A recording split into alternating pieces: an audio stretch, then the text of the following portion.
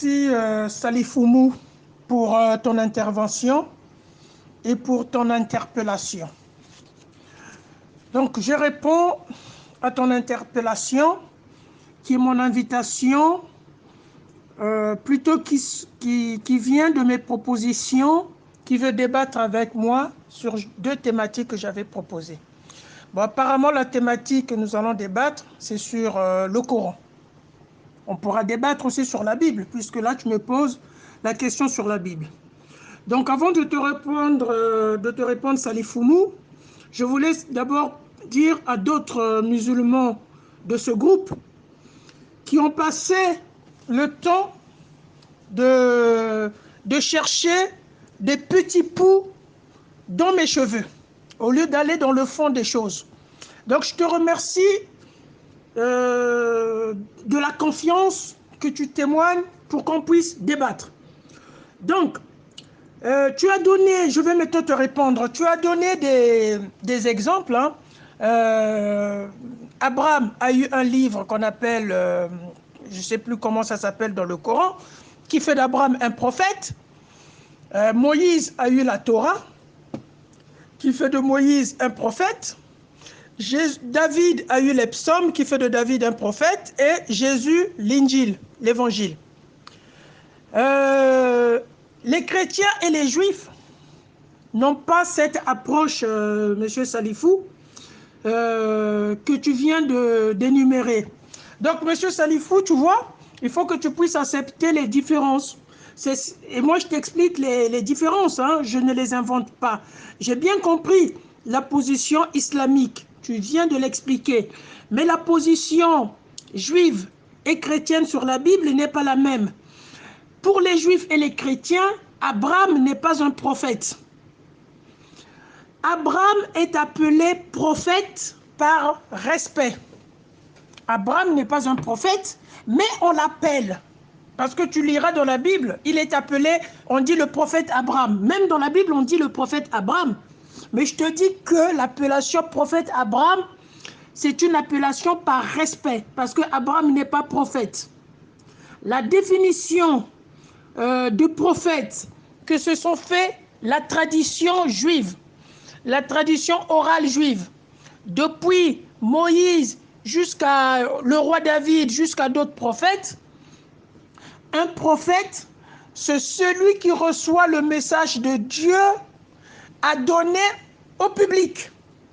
Par cette définition, on va dire Mohamed est un prophète. J'ai bien dit par cette définition. Hein. Parce que moi, je ne crois pas que Mohamed est un prophète. Mais par cette définition, Mohamed est un prophète. Il reçoit le message de Dieu, il le transmet au public. C'est ça être prophète dans la Bible. Abraham n'avait pas un public. Abraham avait comme épouse sa demi-sœur, donc il n'y avait que sa famille. Sa demi-sœur, Isaac, Ismaël, et puis d'autres enfants qu'il a eus. Donc Abraham reçoit le message de Dieu qui va être consigné de génération en génération jusqu'à l'époque de Moïse où ça serait consigné par écrit. Les Israélites les ont transmis de génération en génération, mais ce message-là n'était pas destiné au public. Ça a été simplement conservé de génération en génération. Donc on peut dire que ce message-là est arrivé au public beaucoup plus tard, puisqu'il n'y avait que Abraham et sa famille. C'est pour cela qu'Abraham n'est pas prophète, mais il est prophète par respect. Moïse, oui, il est prophète. Jérémie, oui, il est prophète. Osée, il est prophète. Ézéchiel est prophète. Daniel est prophète. Amos est prophète. Le roi David n'est pas prophète. Le roi David, il est roi. Le roi David, il a été oint par Dieu pour conduire le pouvoir, pour conduire la royauté. Donc, il reçoit le message de Dieu, parmi lesquels qu'il va consigner dans les psaumes. Mais lui, quand il a consigné les psaumes, il ne parlait pas au public. David n'est pas venu, comme faisaient les prophètes, « Public, venez, ainsi m'a parlé Dieu ». Psaume 21, verset 1.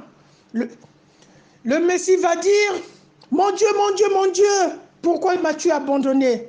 Psaume 21, verset 1. David n'a pas fait ça. Il n'a pas parlé au public.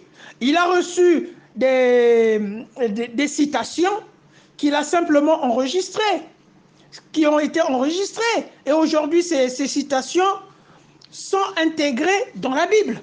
Mais David n'était pas parti vers le public. Voilà pourquoi ces citations-là sont appelées psaumes. Dans la définition même du prophète, selon la tradition juive, et donc que la tradition chrétienne a suivi, un prophète, c'est celui qui reçoit le message de Dieu, dit aux Israélites, dit à mes enfants, dit à mon peuple. Ça, c'est un prophète. Donc David n'est pas un prophète. Maintenant, sur la question de la Bible, d'où vient la Bible? Mais la Bible, c'est quoi? Toi, tu as bien, Salifoumou, tu as bien expliqué que Moïse est venu avec la Torah, Jésus est venu avec l'évangile, David est venu avec les psaumes. Mais la Bible, c'est quoi? C'est chaque livre du prophète qui a été mis dans la Bible. Donc, le Coran vient de Mohamed, mais l'évangile vient de Jésus. On a mis l'évangile dans la Bible. La Torah vient de Moïse. On a mis la Torah dans la Bible. Bible qui veut dire bibliothèque. Bible qui veut dire on a fait une bibliothèque de plusieurs livres. Chaque prophète a son livre et chaque livre a été mis à l'intérieur. C'est comme si aujourd'hui, si nous on croyait que Mohamed était un vrai prophète, on va prendre le Coran, on va dire le Coran c'est le livre de Mohamed, on le met dans la Bible.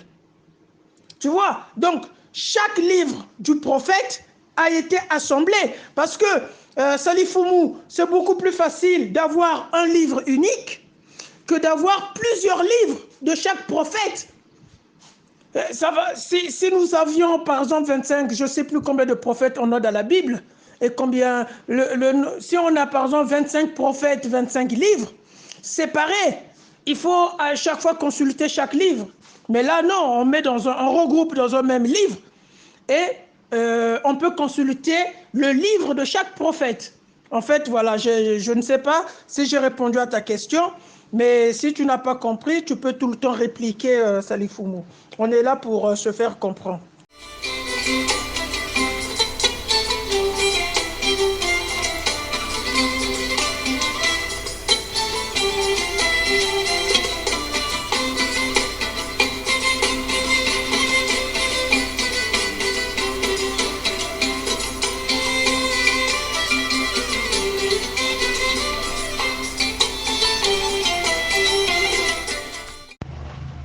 Assalamu alaikum wa rahmatullahi ta'ala wa barakatuh.